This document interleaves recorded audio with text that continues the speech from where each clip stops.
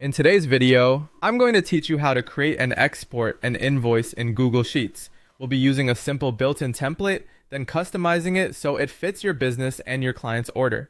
This is a great option if you want something clean, professional, and easy to update without needing special invoicing software.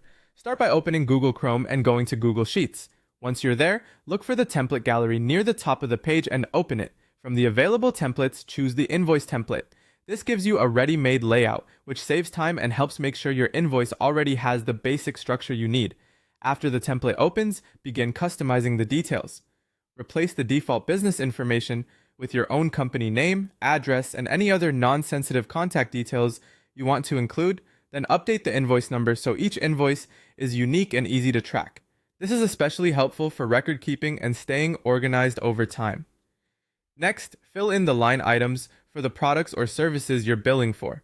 In each row, enter a clear description, the quantity, and the price. Take your time here and make sure everything is accurate, because this section is the core of the invoice.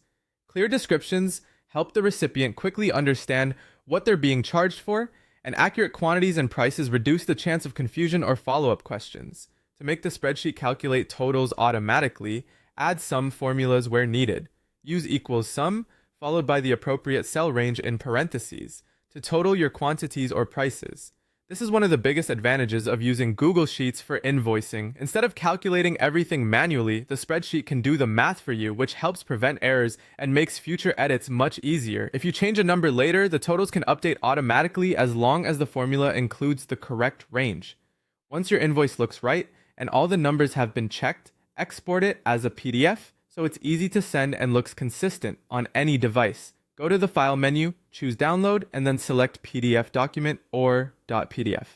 Before saving, quickly review the preview settings if needed to make sure the formatting looks clean and professional.